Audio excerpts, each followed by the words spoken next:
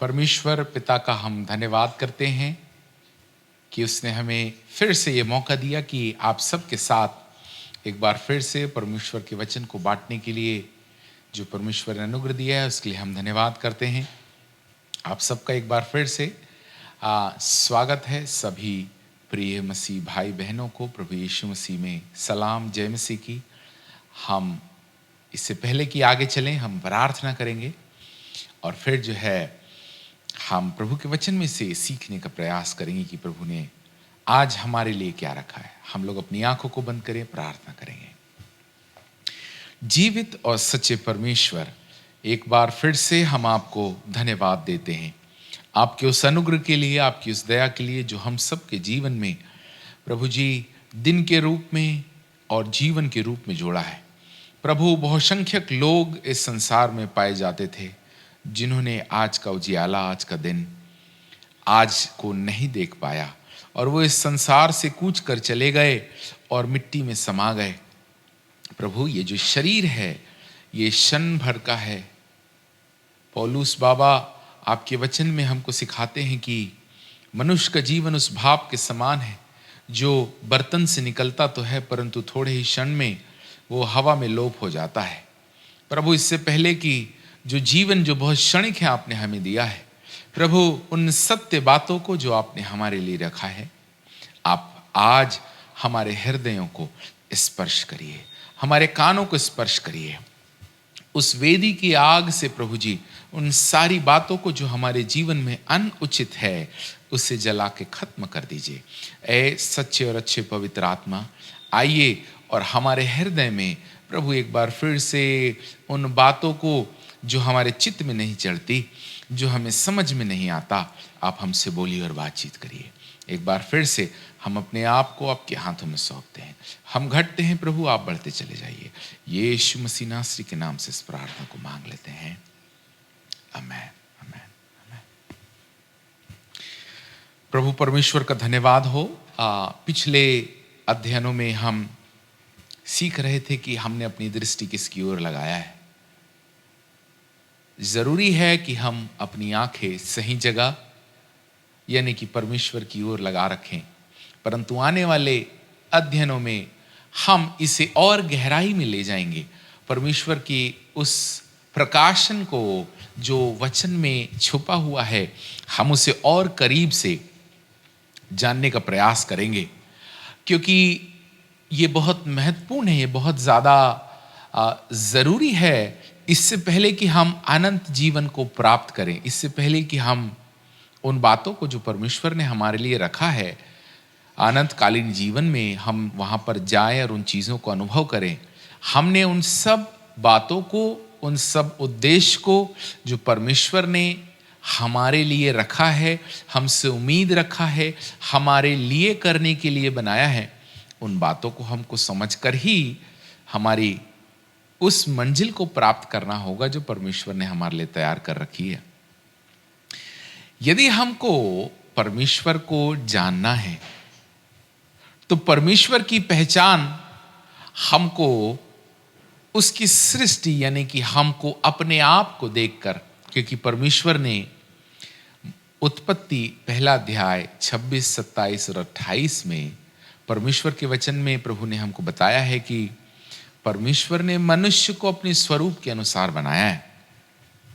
और क्योंकि परमेश्वर एक आत्मा है, उस आत्मा को समझने के लिए, जानने के लिए, वो कैसे काम करता है, हमको अपने आप को, हमारे अंदर, हमको अपने भीतर में झांकना पड़ेगा कि कैसे परमेश्वर काम करते हैं, या हाउ, कैसे परमेश्वर का होल बीइंग है, हाउ गॉड, मतलब परमेश्वर अस्तित्व में कैसे हैं और वो क्या क्या करते हैं।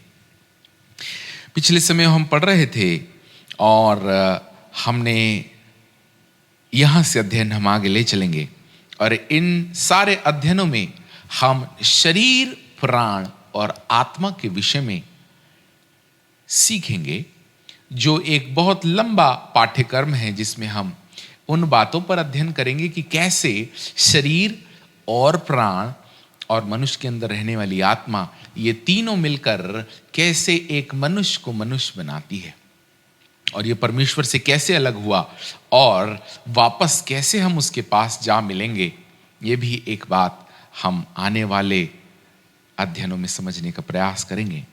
दूसरा कुरिन्थियों की किताब और उसका चौथा अध्याय, दूसरा कुरिन्थियों की किताब और चौथा अध्याय और उसका 18वां पद। और हम तो देखी हुई वस्तुओं को नहीं परंतु अनदेखी वस्तुओं को देखते रहते हैं, क्योंकि देखी हुई वस्तु थोड़े ही दिन की है परंतु अनदेखी वस्तु सदा बने रहती है। वाह! यहां लिखा है, पौलुस बाबा कुरिन्थियों को एक बड़ा गहरा प्रकाश दे रहे हैं। बड़े ध्यान से समझना पड़ेगा इन बातों को। यहां पे लिखा है, और हम तो देखी हुई वस्तुओं पर नहीं परंतु अनदेखी वस्तुओं को देखते रहते हैं। ये कौन सी वस्तुएं हैं जो अनदेखी है, यानी कि दिखाई नहीं देती? हर एक चीज, यदि हम सृष्टि के निर्माण की बात करें, सृष्टिकर्ता परमेश्वर ने इस आसमान को, इस पृथ्वी को बनाने वाले परमेश्वर ने जब ये संसार बनाया, तो संसार बनाने के समय यशायाह की किताब से हम निकालें तो कहता है कि परमेश्वर के नथनों से, जैसे भजनकार भी कहते हैं कि जैसे परमेश्वर के नथनों से हवा निकलने के समान, उस धूल के कण के समान तारे गण उत्पन्न होते हैं। और परमेश्वर हर एक तारों के नाम जानता है। और इंग्लिश में कहता है कि none of them, not even one is missing. एक भी तारे खो नहीं जाते, गुम नहीं जाते। और परमेश्वर ने हर एक तारों को अपने इच्छा के अनुसार रचा है। इतनी खूबसूरती, पहले ही दिन उत्पत्ति पहले अध्याय और पहले दूसरे तीसरे पद में परमेश्वर कहते हैं उजियाला हो, वैसा हो गया। जो परमेश्वर ने शब्द से कहा वो सब कुछ वैसा होता गया ना। क्योंकि हम शरीर, प्राण और आत्मा के विषय में सीख रहे हैं, हमको बहुत बेसिक हमारे शारीरिक दशा से हमको शुरू करना पड़ेगा कि how this physical world has been found. ये जो भौतिक संसार है, ये परमेश्वर ने कैसे बनाया। इससे पहले कि परमेश्वर ने उस सूरज बनाए, इससे पहले कि परमेश्वर चांद बनाए, इससे पहले कि परमेश्वर समंदर और पृथ्वी या पेड़ या कई प्रकार के जीव जंतु धरती पर बनाए, परमेश्वर ने इन सारी चीजों की कल्पना करना है। बिकॉज एनीथिंग, एवरीथिंग, हर एक वो चीज जो आज अस्तित्व में है वो अकारण नहीं है, ऐसे ही नहीं बन गई। वो तो एक ख्याल है, एक थॉट है, एक विचार है, एक कल्पना है। आने वाले समय में सीखेंगे हाउ दिस इमेजिनेशन वर्क, कैसे कल्पनाएं काम करती हैं। धरती नहीं थी, सूरज चांद तारे कुछ भी नहीं था, सब कुछ अंधियारा था। एक एक में लिखा है उत्पत्ति, पृथ्वी बेडोल और सुनसान पड़ी थी और अंधकार छाया हुआ था। There was nothing.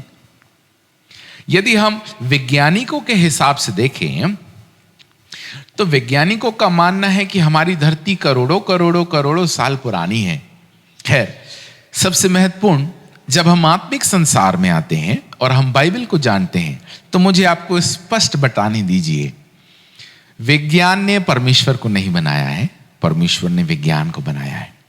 सबसे महत्वपूर्ण जिसे आपको समझना है वो ये कि जो आत्मिक संसार है, जो स्पिरिचुअल वर्ल्ड है, आत्मिक संसार में समय जैसी कोई चीज नहीं होती। इसीलिए परमेश्वर के ऊपर जो आत्मा है, समय चक्र का प्रभाव नहीं पड़ता। समय, वैज्ञानिकों का मानना है बिग बैंग थ्योरी के ऊपर हम जानकार लोगों से इस वक्त बात कर रहे हैं। वैज्ञानिकों का मानना है कि एक ऐसा विस्फोट हुआ जिसे बिग बैंग कहा जाता है, और एक बड़े विस्फोट के कारण, जो गैसों के कारण और बहुत सारे ऐसे केमिकल रिएक्शंस के कारण एक ऐसा तूफान उठा जिसके कारण बहुत से ऐसे छोटे छोटे छोटे छोटे ग्रह निकल के धूल के साथ, गैसेस के साथ मिलके वो अलग अलग गैलेक्सीज और अलग अलग ब्रह्मांड और अलग अलग तारों में बदल गए। अलग अलग पृथ्वी के जैसे करोड़ों करोड़ों करोड़ों तारे इस बिग बैंग के कारण हुआ है, ऐसा वैज्ञानिकों का मानना है। खैर, हम विज्ञान की ओर से कहीं हटके हम आत्मज्ञान की ओर ध्यान लगाएंगे। तो जिस हिसाब से वैज्ञानिक बता रहे हैं कि हमारे संसार या पृथ्वी का जो उत्पत्ति है वो करोड़ों करोड़ों करोड़ों साल पुरानी है, जिसमें डायनासोर भी और कई ऐसी प्रकार की, यदि मौका मिले तो जरूर हम उस वास्तविकता की ओर भी आपको ले जाने का प्रयास करेंगे कि क्या सच में डायनासोर थे, और यदि थे तो वो किस काल में थे, क्योंकि एवरीथिंग, हर एक चीजें बाइबल से निकल के आती है। There is absolutely nothing on this planet, इस संसार में, इस ब्रह्मांड में ऐसा कुछ भी नहीं है जो बाइबल से हटके हो। देयर इज एब्सोल्युटली नथिंग, सब कुछ बाइबल से उत्पन्न हुआ है। इसलिए हमें बड़े ध्यान से समझने की कोशिश करना है कि एवरी नॉलेज, हर एक ज्ञान जिसको हम सुनते हैं, देखते हैं, किताबों में पढ़ते हैं, न्यूज़ चैनल्स में, डिस्कवरीज में, जिस किसी जगह हम इसको ताकते और झांकते हैं, हर एक चीजें परमेश्वर के वचन के द्वारा, बाइबल पवित्र शास्त्र से निकल कर आई हैं। और परमेश्वर यहाँ पर हर एक मानव जाति के लिए एक बड़े विशेष स्पष्टीकरण यहाँ पे दे रहे हैं। There is absolutely nothing which is not, मतलब कुछ भी ऐसा नहीं है जो बाइबल से नहीं है। ओके, सो वैज्ञानिकों का मानना था कि हम जो हैं, डार्विन का मानना है कि मनुष्य बंदर से आया। हमारा आपसे प्रश्न है, यदि मनुष्य बंदर से आया तो एक समय रहा होगा कि बंदर रहा होगा, और वो बंदर बदलते बदलते बदलते बदलते मनुष्य बन गया। हमारा आपसे प्रश्न ये है कि उस समय जब बंदर मनुष्य बना तो ऐसा होना चाहिए कि वो पहले ही क्यों बना? आज के बंदर भी मनुष्य में तब्दील होने चाहिए थे। अगले पिछले 50, 200, 300, 400, 500 साल के इतिहास में हमने तो किसी भी किताब में, किसी भी वीडियो में, किसी भी फोटोग्राफ में एक बंदर था और वो 30 साल बाद आदमी बन गया बोल करके कहीं भी रिकॉर्ड नहीं है। कहीं ना कहीं हमको इस वास्तविकता को समझना पड़ेगा कि विज्ञान धोखा दे सकता है, धोखा खा सकता है, गलत दिशाएं दे और पा समझ सकता है, परंतु परमेश्वर का वचन कहा है कि सबसे पहले परमेश्वर ने एक व्यक्ति को बनाया जिसका नाम आदम है। वैज्ञानिकों का यह भी मानना है कि जब परमेश्वर ने मनुष्य को बनाया तो आज जितने धरती पर मनुष्य पाए जाते हैं, ये सब का डीएनए, चाहे वो अफ्रीकन हो, चाहे वो अमेरिकन हो, चाहे वो इंडियन हो, चाहे वो ऑस्ट्रेलियन हो, किसी भी द्वीप समूह से आने वाले हर एक व्यक्ति का ब्लड लाइन, वंशावली उस एक क्रोमोजोम से, उस एक डीएनए सैंपल से मैच खाता है जो आदम का था, जो बाइबल हमको बताती है। सो हमको विज्ञान यहां पे सपोर्ट कर रहा है कि कैसे परमेश्वर ने मनुष्य को अपने स्वरूप के अनुसार अपनी समानता में बनाया। बट एक बात हमको समझना पड़ेगा, हम ज्यादा इन्वेस्टमेंट समय का यहां पर इसीलिए कर रहे हैं बिकॉज हर एक चीज जो परमेश्वर से निकली है, जो परमेश्वर से बाहर आई है, चाहे वो पृथ्वी हो, हम तुम हो, आसमान हो, तारेगण हो, एवरीथिंग, हर एक चीजें, तारों का एक लाइफ है जो खत्म हो जाता है। हमारी और आपकी जिंदगी की एक उम्र है, एक समय काल है, पेड़ों का एक समय काल है। कोई भी चीज धरती पे या इस खुले आसमान में अमर नहीं है। अमर सिर्फ एक है और वो है स्पिरिचुअल वर्ल्ड, ये यूं कहो कि आत्मिक संसार में जिसमें परमेश्वर रहते हैं, जिसमें समय का प्रभाव नहीं होता। हर एक वो चीज जो समय रहित होती है, टाइमलेस होती है, उसका अंत नहीं होता और ना उसकी शुरुआत होती है, क्योंकि शुरुआत होने के लिए समय की आवश्यकता है और अंत होने के लिए भी समय की आवश्यकता है। सो इस बात को अच्छे से समझना पड़ेगा कि परमेश्वर जो समय रहित है, ना परमेश्वर की उत्पत्ति है और ना परमेश्वर का अंत है, बिकॉज वो समय के चक्र से बाहर है, समय काल से बाहर है। बट एवरीथिंग, हर एक वो चीज जो समय के चक्र में है, इवन धरती बोलो, ब्रह्मांड बोलो, वैज्ञानिकों के हिसाब से मान भी लिए कि हमारी पृथ्वी करोड़ों साल पहले बनी थी, तो मान भी लिए हमने कि बनी थी। तो यदि बनी थी तो उसका एंड भी होना है, क्योंकि वो शुरू हुई थी, उसमें एक समय लगा था, करोड़ों साल, व्हाटएवर।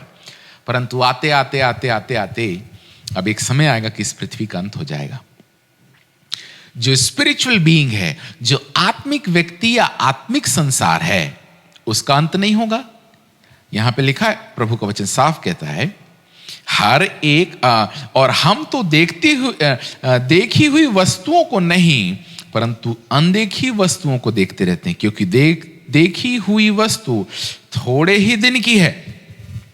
ऑफ कोर्स संसार थोड़े दिन का है, जवानी थोड़े दिन की है, पैसा थोड़े दिन का है, ये ऑक्सीजन धीरे धीरे संसार की खत्म हो रही है, इसलिए सब बोल रहे हैं, सरकार बोल रही है पेड़ लगाइए, पेड़ लगाइए। सब मनुष्य ने जो है इतनी खूबसूरत संसार को ऑक्सीजन पी पी के, है ना, बड़ी बड़ी फैक्ट्रीज लगा लगा के सारे ऑक्सीजन को जो है कार्बन डाइऑक्साइड में बदल दिया। ना जाने कितने केमिकल्स छोड़ छोड़ के हवा में पूरे वातावरण को जो परमेश्वर ने बनाया था वह प्रदूषित कर दिया। खैर अब वहां नहीं जाएंगे।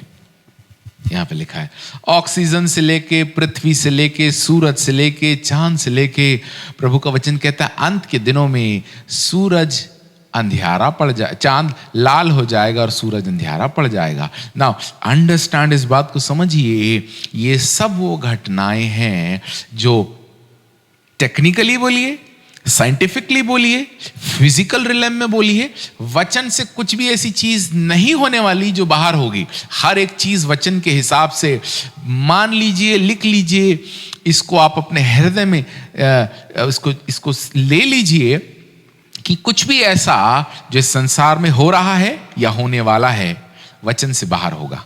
सब कुछ वचन के अकॉर्डिंगली, क्योंकि it is the greatest and the biggest, ये सबसे महान और बड़ी योजना है परमेश्वर की, कि इस संसार पर जो होना है उसको परमेश्वर ने पहले से ही योजनाबद्ध तरीके से बना रखा है, जो समय आने पर, शब्दों पर ध्यान दीजिएगा, समय आने पर पूरा होगा।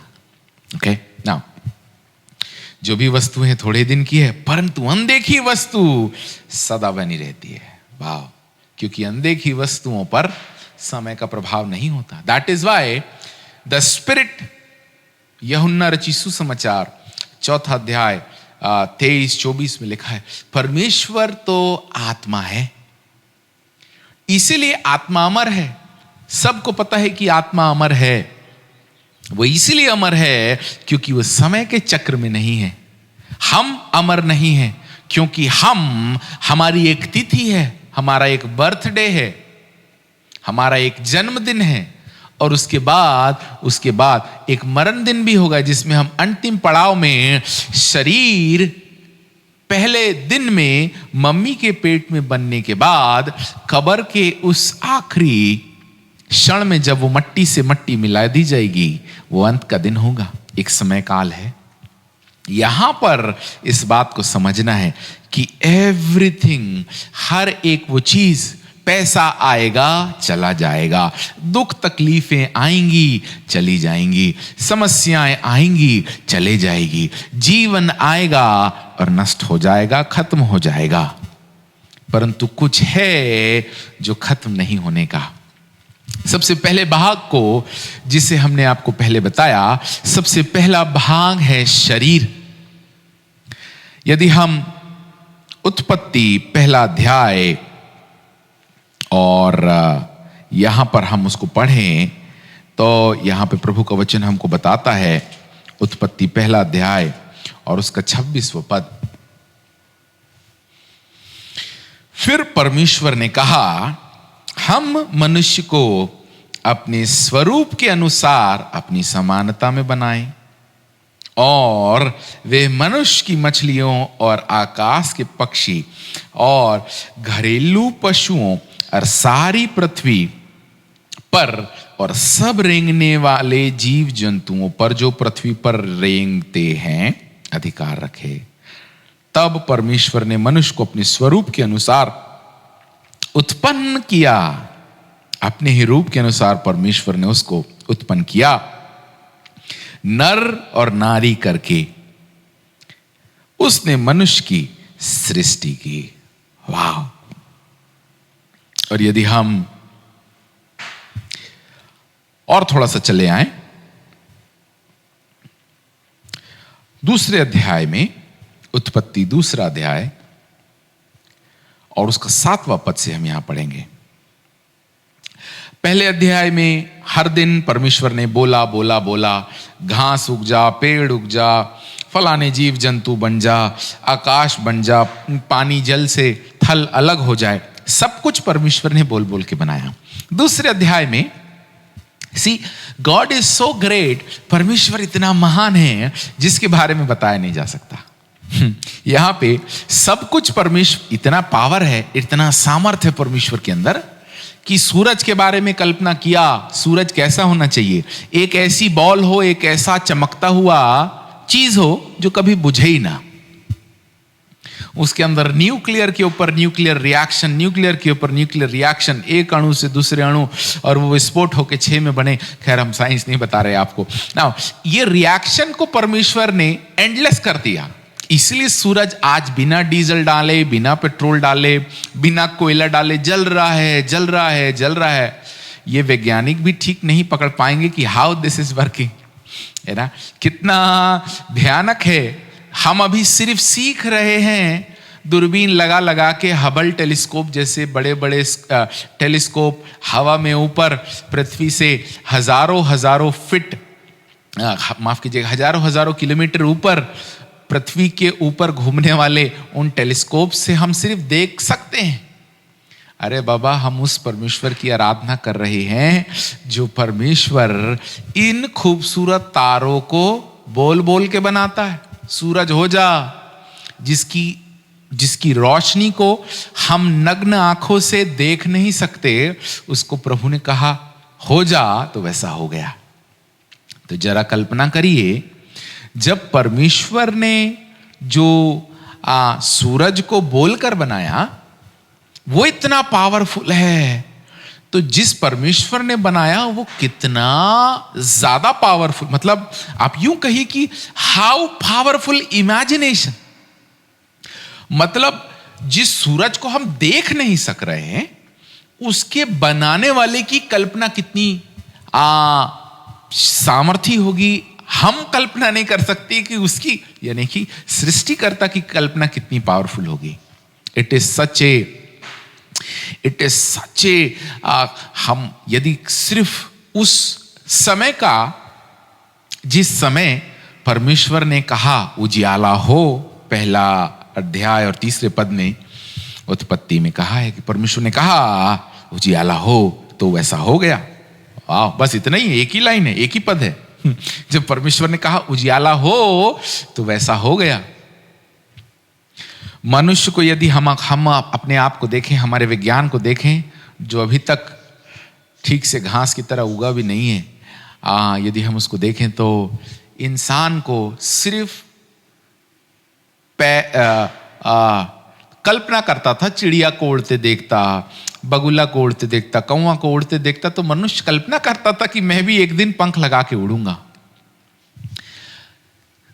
100 साल में आज मनुष्य हवाई जहाज बना के ठीक से उड़ पा रहा है, जिसमें फुल मरने की गारंटी है। कोई भरोसा नहीं भैया कब इंजन बंद हो जाए, कब सीधा आसमान से गिरे और खजूर में अटके। खैर खजूर में अटकने का सवाल ही नहीं है, आसमान से गिरे और सीधा कब्रिस्तान, क्योंकि वहां से जो गिरता है वो बचना नामुमकिन है।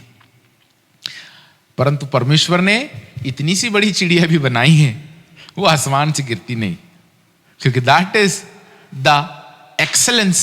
यूं कहो, आदमी कितना भी परफेक्ट हो जाए, वाह मैं तो ये हूं, विज्ञान, नासा, फलाना ठिकाना, इंजीनियरिंग, साइंटिस्ट, आप सब साइंटिस्टों का बाप, साइंटिस्टों के भी पप्पा के पप्पा, जिसे हम परमेश्वर कहते हैं, हमारे और आपके दिमाग में उठने वाले विचारों को भी विचार के बनाने वाले परमेश्वर, हमारे अंदर घटने वाली इमोशंस को, हमारे दिमाग में घटने वाले सपनों को, जिसको हम नहीं बूझ पाते, उसको निर्माण करने वाला परमेश्वर के बारे में हम कहां तक दौड़ और समझ पाएंगे।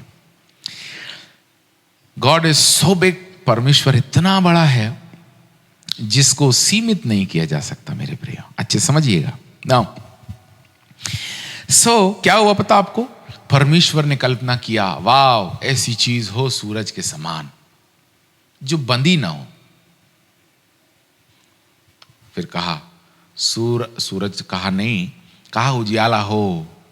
आपको पता ऐसा हो सकता है, ऐसा हम कल्पना करते हैं जब, क्योंकि हम नहीं समझते, क्योंकि मूसा बाबा की किताब में लिखा है, कोई मनुष्य परमेश्वर को देख के जीवित नहीं रह सकता। Okay, so understand this. आत्मा में होए तो बच सकते हैं, परंतु शरीर में तो नहीं टिक सकता। हमारे पास कितने प्रकार की वेव्स, कभी वैज्ञानिक बोलते हैं फलानी वेव्स आ रही है सूरज की ओर से, जो पृथ्वी के पास से जाएगी और टावर बंद हो जाएंगे, बिजली चले जाएगी। अब सोचिए, जब सूरज बंद नहीं था तो परमेश्वर के मुंह से उस वचन का, उस सामर्थ की, उस उजियाले की वेव्स निकली, और वेव्स निकलते ही साथ एक ऐसा विस्फोट हुआ जिसको एक्चुअली देखा जाए तो वैज्ञानिक लोग बिग बैंग मानते हैं। हम समझते हैं बिग बैंग वो जगह है जहां पर परमेश्वर की जबान से वो विस्फोटक शब्द, जिससे सूरज के जैसे करोड़ों करोड़ों करोड़ों तारे बन गए। ये है वो परमेश्वर जिसके एक शब्द कहने से, अब वो बोलता तारा बन तो एक ठो बनता। परमेश्वर ने कहा उजियाला हो। तो आपको पता, परमेश्वर को खुश करने के लिए ये जो छोटे छोटे छोटे छोटे धूल के कण थे ना, ये ऐसे अपने आप को सजा लिए कि हम अपने मालिक की खिदमत के लिए क्या कुछ बन सकते हैं। तो न्यूक्लियर ने बोला, मैं जो है बिजली बन जाता हूं और मैं जलूंगा, और मैं फूट के 1 से 6 और 6 से बढ़ता और बढ़ता और बढ़ता चला जाऊंगा ना। सबने अपना अपना काम निभाना शुरू कर दिया, जैसी परमेश्वर ने कहा। दिस इज द क्रिएशन, ये वो सृष्टि है। इतने बड़े ब्रह्मांड को, जिसको हम अपनी आंखों से बड़ी बड़ी दूरबीन लगा के ठीक से देख नहीं पा रहे हैं, उस परमेश्वर ने स्वर्ग को छोड़ा, धरती पे आ गया, मट्टी पे, और मट्टी को अपने हाथ से उठाया। बोल देता मनुष्य बन, 2 आंख, 1 नाक, 1 मुंह, 2 कान, 5 उंगलियां इस हाथ में, 5 उंगलियां उस हाथ में, घुटना मुड़ना चाहिए, कमर की हड्डी होना चाहिए, रीढ़ की हड्डी होना चाहिए, दिमाग यहां होना चाहिए, अतड़ी यहां होना चाहिए, पेट यहां होना चाहिए। कई बार हम कल्पना करते हैं, जब परमेश्वर मनुष्य को बनाया तो मट्टी लिया, लिखा है प्रभु का वचन, अब माफ कीजिएगा, हम पढ़ रहे थे यहाँ पे उत्पत्ति 2 अध्याय और उसका 7वां पद लिखा है, तब यहोवा परमेश्वर ने आदम को भूमि की मट्टी से रचा और उसके नथनों में जीवन की श्वास फूंक दी और आदम जीवित प्राणी बन गया। सिर्फ एक लाइन, इसको मजाक मत समझिए। This is how you have been created, ऐसे ही आप बने हैं। अभी तो हम सिर्फ शरीर के निर्माण की बात कर रहे हैं। आने वाले अध्ययनों में हम प्राण और उसके बाद में आत्मा की भी बात करेंगे। आप हमारे साथ बने रहिएगा। सच ट्रेमेंडस रेवलेशन जो परमेश्वर ने हमारे हृदय में प्रकट किया, आपके सन्मुख हम रखने जा रहे हैं।